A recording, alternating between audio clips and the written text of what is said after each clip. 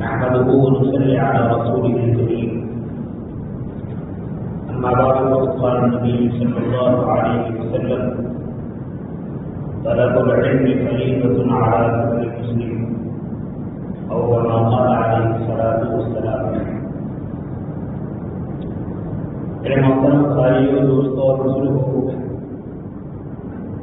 رمضان کے بعد عام طور پر مکاتب قرآنیہ، مدارس دینیہ میں تعلیم کا سلسلہ شروع ہو جاتا ہے.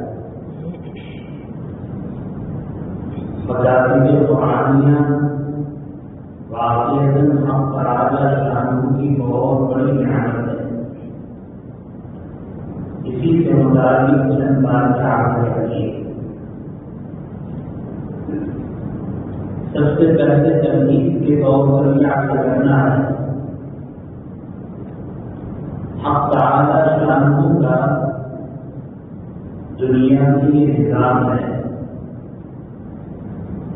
کہ جب اللہ تعالیٰ اپنے بندوں سے رحم و کرم کا معاملہ فرمانا چاہتے ہیں تو حق تعالیٰ شانہ ان لوگوں میں دین کا جذبہ، دین کی قدر، دین کا ادب احترام، دین کو حاصل کرنے کی طرف پیدا فرماتے ہیں. اور جب اللہ تعالیٰ شانہ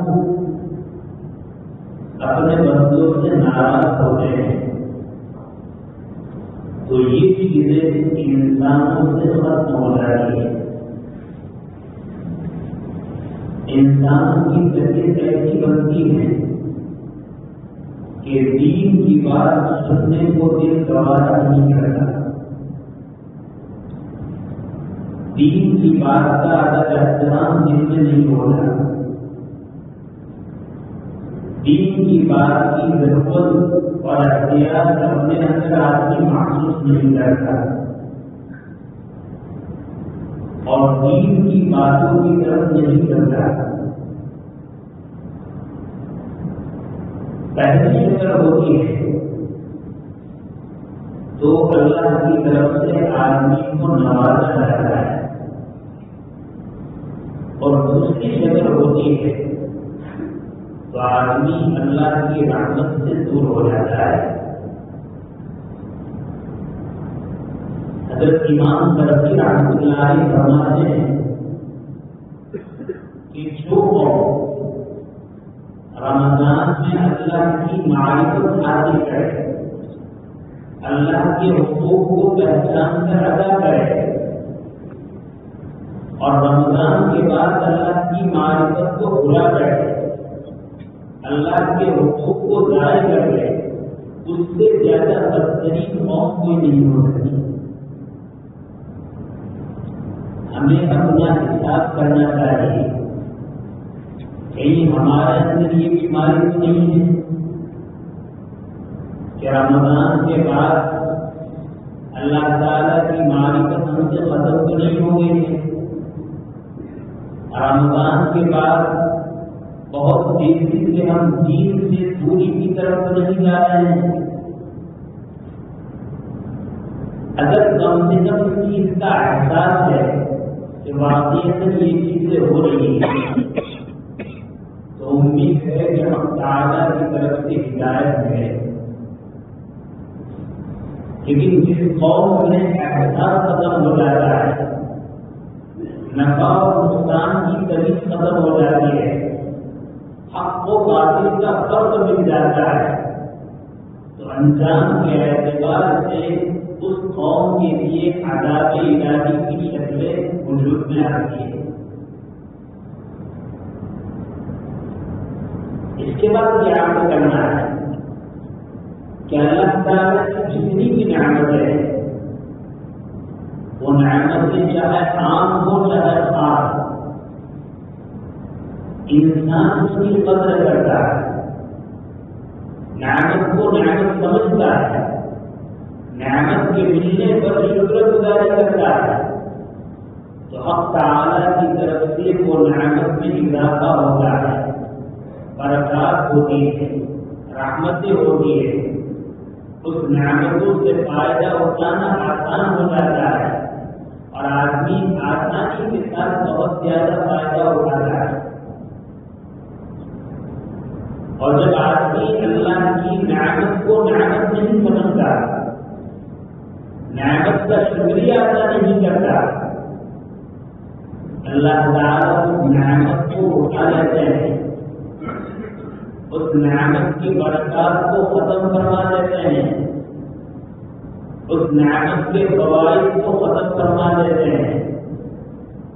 بعض مرتبہ ایسی شکل ہوتی ہے دیکھنے کے اعتبار سے نعمت موجود ہے، لیکن فائدہ اٹھانے کے اعتبار سے آدمی اس نعمت سے دور ہے۔ حق تعالیٰ کے قانون میں خصوصاً اس خطے گجرات کو، اور گجرات میں بھی ہمارا یہ علاقہ بلسار ضلع، نوساری ضلع، سورت ضلع، اللہ تعالیٰ نے مساجد کی دولت سے ہمیں بہت پہلے سے نوازا ہے۔ غالباً 1951 میں ہمارے اساتذہ جمع ہوئے اور جمع ہونے کے بعد انہوں نے یہ فکر کی کہ ہماری اس علاقے میں کوئی بھی مسلم آبادی، کوئی بھی مسلم بستی، چاہے گھرانے کے اعتبار سے 10-12 مکانات ہو، چاہے گھرانے کے اعتبار سے 100-200 مکانات ہو، کوشش یہ کرنی ہے جو ان بستیوں میں نماز پڑھنے کے لیے مسجد ہو اور مسلم بچوں کی تعلیم کے لیے مکتب ہو۔ چنانچہ انہیں اکابرین کی محنت ہے، ان کی قربانیاں ہیں، ان کی دعائیں ہیں کہ الحمدللہ ہم اپنے اس علاقے میں بستی بستی، گلی گلی، محلہ محلہ مکاتب کے نظام کو دیکھتے ہیں۔ اکابر نے محنت کی، اگلوں نے محنت کی، ہمارے وڈیروں نے محنت کی، پھل اور نتیجہ اور ثمرہ ہم کھا رہے ہیں۔ تو جو نعمت ہمیں ملی ہے وہ ان کی قربانیوں کے سلے میں ملی ہے، قربانیاں انہوں نے دی ہے، اور ایسے قربانی دی کہ آدمی حیرت میں پڑ جاتا ہے۔ احوا کا علاقہ، ڈان کا علاقہ، احوا شہر میں پہنچنے کے بعد وہاں سے پیدل 10-10، 20-20، 30-30 کلومیٹر ہمارے علماء اور ہمارے اکابر پیدل چلے اور بستیوں کا معائنہ کیا اور ضرورت محسوس کی تو وہاں عبادت خانہ، مسجد اور مقصد کی شکلیں جاری کروائی۔ بعض لوگوں نے یہ آواز سنا ہے کہ ہماری بستی میں حضرت کوئی عالم آتے تھے اس مقصد کی فکر کو لے کر، تو بعض راستے ایسے ہوتے تھے کہ اس راستے پر ان کا چلنا مشکل ہوتا تھا۔ ہم دیہاتی لوگ اپنے راستے پر چلنے کے عادی ہوتے تھے اور عام لوگ ایسے راستے پر چل بھی نہیں سکتے تھے۔ ایسی بستی کی فکر جب حضرات علماء نے کی اور علماء جہاں تک چل سکے ایسے راستے پر چل کر آئے تو اس کے بعد وہ پہاڑی علاقہ، سنگریز علاقہ جس پر چلنا مشکل تھا، اس زمانے کے ہمارے نوجوان اور علماء کو اپنے کندھوں پر اٹھاتے تھے اور لے کر ایسی ایسی بستی اور ایسے ایسے قصبے اور قریب میں جاتے تھے کہ دیکھ کر حیرت ہوئی۔ 2-2، 3-3 میل وہاں کے نوجوان عالم کو اپنے کندھوں پر اٹھاتے تھے، لے کر چلتے تھے اور حضرات علماء وہاں پہنچتے تھے اور پہنچنے کے بعد لوگوں کے سامنے مقصد کی ضرورت کو، مسجد کی ضرورت کو رکھتے تھے، تشکیل کرتے تھے، شوق دلاتے تھے، فضائل بیان کرتے تھے اور لوگوں کو اس بات پر تیار کرتے تھے کہ بھائی ایک مکان ہمیں نماز پڑھنے کے لیے مقرر کرنا ہے اور اسی میں ہمیں اپنے بچوں کی تعلیم ہے۔ یہ وہ قربانیاں تھیں جن قربانیوں کے نتیجے میں آج الحمدللہ ہمارے پورے علاقے میں مسلمان کی کوئی بستی ہمارے حصوں میں نہیں ہوگی کہ جہاں عبادت خانہ، مسجد یا مندر نہ ہو۔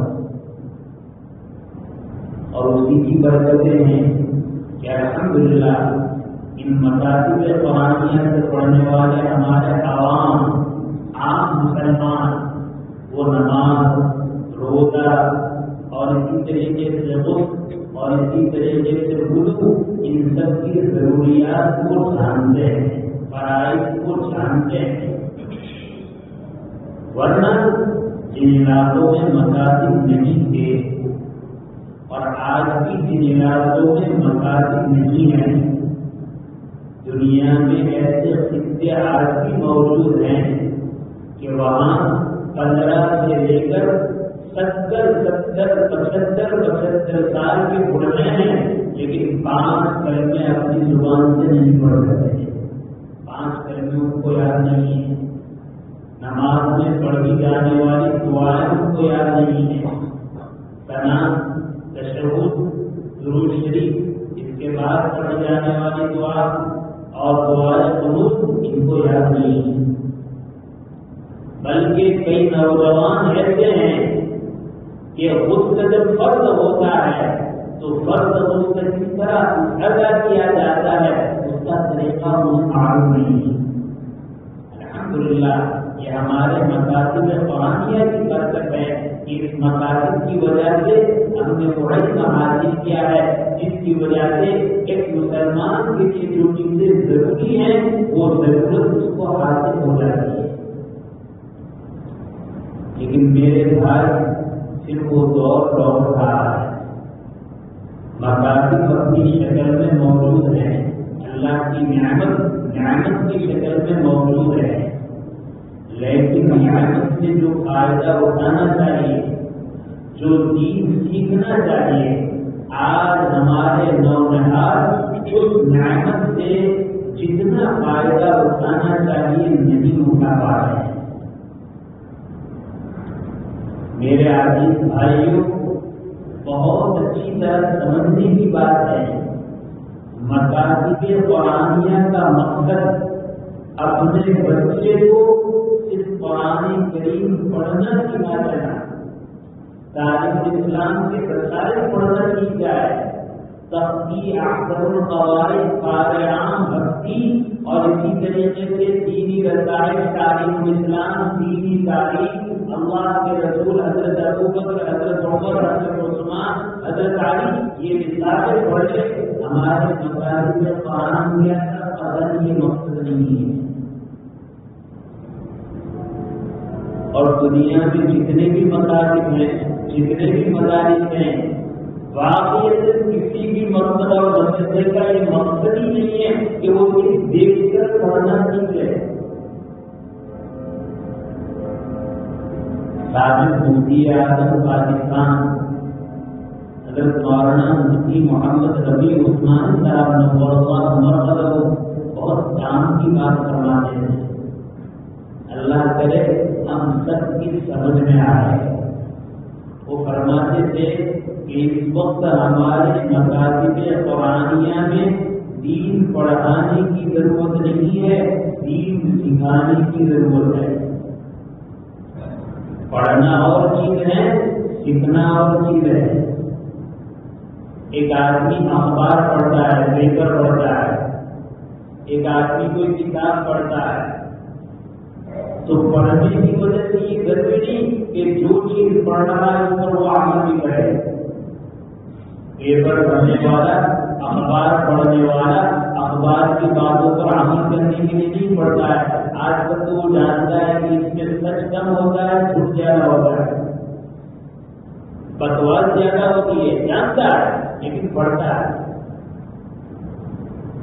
لیکن کوئی آدمی کسی چیز کو سیکھتا ہے تو سیکھنے والا کبھی یہ نہیں کہے گا کہ اس سے سیکھ لوں تاکہ مجھے معلوم ہو جائے کہ کیا چیز ہے.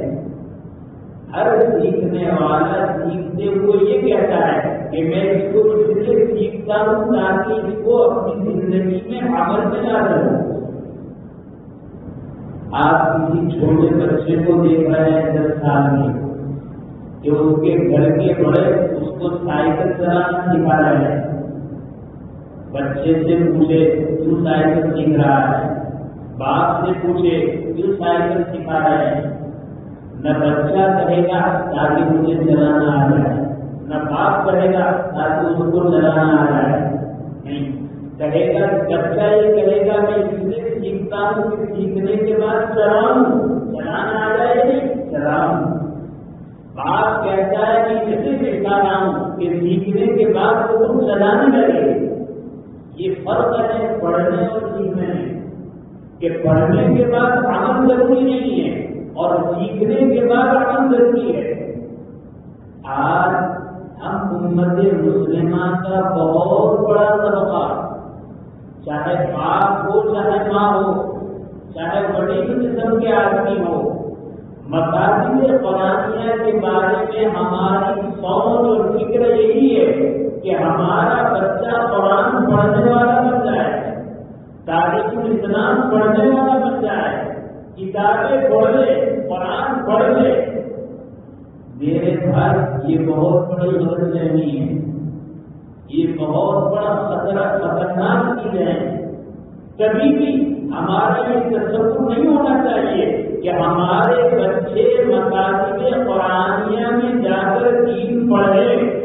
ہمارا مقصد تو یہ ہونا چاہیے کہ ہمارے بچے مقاصد قرآنیہ میں جا کر دین سیکھیں.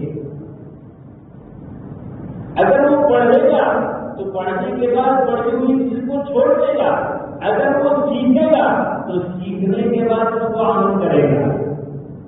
لیکن یہاں 2 محنتیں ضروری ہیں. ایک ہے مسجد کے مدرسین اور اساتذہ کی محنت, اور ایک ہے ماں باپ کی محنت. اگر ایک بھی محنت پہ کمی ہوئی, ہو سکتا ہے اپنا بچہ قرآن کریم پڑھ لے, نصاب پڑھ لے, کتابیں پڑھ لے, لیکن دین کبھی سیکھ نہیں پائے گا. اور اگر دونوں کی محنتیں ہیں تو انشاءاللہ دین کو پڑھتے ہوئے دین کو سیکھ بھی لے گا. مثال کے طور پر پہلی محنت ہے حضرات والدین کی, ماں باپ کی. ماں باپ کا یہ فریضہ ہے, عقلا کی نہیں, یہ فریضہ ہے. ماں باپ اپنے بچے کو ادب سکھائے, جلدی اٹھے, رات کو جلدی سوئے اور صبح جلدی اٹھے.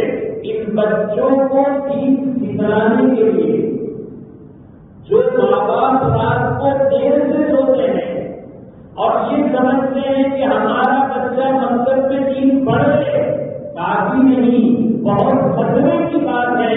ایسے دور میں جہاں ایمان سوچ دور ہو, ایمان کو ہٹایا جا رہا ہو, ایمان سے لوگوں کو دور رکھا جا رہا ہو, ایسے ماحول میں اگر ماں باپ ہونے کے ناطے ہم نے اگر جلدی سونے کی عادت نہیں ڈالی, خود جلدی اٹھنے کی عادت نہیں ڈالی, اپنے بچوں کو جلدی نہیں اٹھایا اور بچوں کو بچوں کے حوالے کر دیا کہ وہ اٹھیں گے وہ جائیں گے, میرے بھائی تمہارا بچہ قرآن پڑھ لے گا, دین پڑھ لے گا, کبھی بھی قرآن نہیں سیکھ پائے گا, کبھی بھی دین نہیں سیکھ پائے گا. جلدی اٹھے, بچوں کو رات کو جلدی خود سوئے, بچوں کو جلدی سلائے. ایسا عجیب ماحول ہے, دیکھنے بھی آتا ہے. مسلمان بستیوں میں, مسلمان محلوں میں, مسلمان سوسائٹی میں, مسلمان دیہاتوں میں رات کو 10:30-11 بجے تک چھوٹے چھوٹے بچے, چھوٹی چھوٹی بچیاں ایک خود میں مشغول ہیں اور ماں باپ اپنے موبائل میں مشغول بچے اپنے کھیل کود میں مشغول ہیں، ماں باپ اپنے موبائل میں مشغول ہیں اور دعا کر رہے ہیں اے اللہ میرے اولاد کی ایمان کی حفاظت کرنا۔ یہ بکواس ہے، یہ تماشا ہے، یہ مذاق ہے، یہ انتہائی قسم کی خرابی حرکت ہے۔ آدمی اسباب اختیار کرے، دین کو سکھانے کے لیے خود تیار ہو، اپنی اولاد کو تیار کرے، شفقت سے محبت سے دعاؤں کے اوپر محنت کرے، جلدی خود سوئے، اپنے بچے کو خود سلائے، جلدی صبح جلدی اٹھے، اپنے بچوں کو اٹھائے، نہلائے دھلائے، اچھے کپڑے پہنائے، صاف منہ صاف کرے، ضرورت کے مطابق اس کو کھانے پینے کا انتظام کرے، اور اچھا ہے کہ غسل وغیرہ سے فارغ ہو کر چاہے نماز سے پہلے چاہے نماز کے بعد فجر کی نماز اپنے ساتھ اپنے محلے کی مسجد میں ادا کرائے، گھر پر جا کر کھانا کھلایا، کھانا کھلانے کے بعد ہمیں معلوم ہونا چاہیے کہ ہماری بستی میں جو مقصد چل رہا ہے اس کا وقت کون سا ہے، کب وہ شروع ہوتا ہے، اس وقت سے پہلے بچے کو وہاں پہنچا دیں۔ یہ ہماری ذمہ داری ہے۔ ہم کتنی غفلت کی نیند سو رہے ہیں، کہنے والے کہہ کر قبر میں پہنچ گئے، بیدار کرنے والے بیدار کر کے قبر میں قبر کی قیامت بن گئے، لیکن ہم مسلمان ہیں کہ ہماری پیشانی پر چھو نہیں رہی تھی، ہمیں کوئی احساس نہیں ہے، ہمیں کوئی فکر نہیں ہے، ہمیں یہ تو فکر ہے کہ ہمارا مسلمان غزہ میں مارا جا رہا ہے، فلسطین میں مارا جا رہا ہے۔ ارے میرے بھائیوں، ایمانی اعتبار سے اپنے بچوں کو خنجروں سے اپنے ہاتھوں پر مار رہے ہیں۔ واقعی وہ بہت بڑی چیز ہے، بہت بڑا حادثہ ہے، بہت بڑے تجربے کی بات ہے، لیکن ہماری غفلت، ہماری لاپرواہی، ہماری بے توجہی، اولاد کے بارے میں ہماری بے فکری، ہم اپنے ہاتھوں اپنے خنجروں سے اپنے اولاد کے ایمان کو کاٹ رہے ہیں، مار رہے ہیں، ایمان کا خاتمہ کر رہے ہیں، اور ہمیں کوئی احساس نہیں۔ اللہ کے بندوں، اللہ کے لیے بیدار ہو جاؤ، اپنی نئی نسلوں کو دین پر باقی رکھنے کے لیے، دین پر قائم رکھنے کے لیے، مسلمان باقی رکھنے کے لیے اب تو ہوش کے کام سنبھالو، اب تو ہوش میں آؤ، اب تو اپنی عیاشی کو چھوڑو، اب تو اپنے رات کے دھندوں کو چھوڑو، اب تو اپنے موبائل کو چھوڑو، اب تو اللہ کی بات میں نئی نسل کی فکر کرو۔ دنیا کی تحریریں، دنیا کے کھلونے، دنیا کے موبائل ہماری اولاد کو ہم سے دور کر کے، اور صرف ہم سے نہیں ہمارے دین سے دور کر کے اپنے قبضوں میں دے چکی ہے، لیکن ابھی موقع ہے سنبھلنے کا، اس سے پہلے کہ یہ موقع کے ہاتھ سے نکل جائے۔ اللہ کے بندوں، ہمیں ان کی طرف متوجہ ہونے کی ضرورت ہے۔ انشاءاللہ بات جائیں گا، اللہ تعالیٰ شام ہمیں صحیح سمجھ صحیح فرمائے، اپنی اولاد کے بارے میں صحیح فکر نصیب فرمائے، ان کے مستقبل کو روشن بنانے کے لیے ہمیں اپنی ترکیب کو بدلتے ہوئے اپنے آپ کو دیندار بنانے کی توفیق نصیب فرمائے۔ آمین۔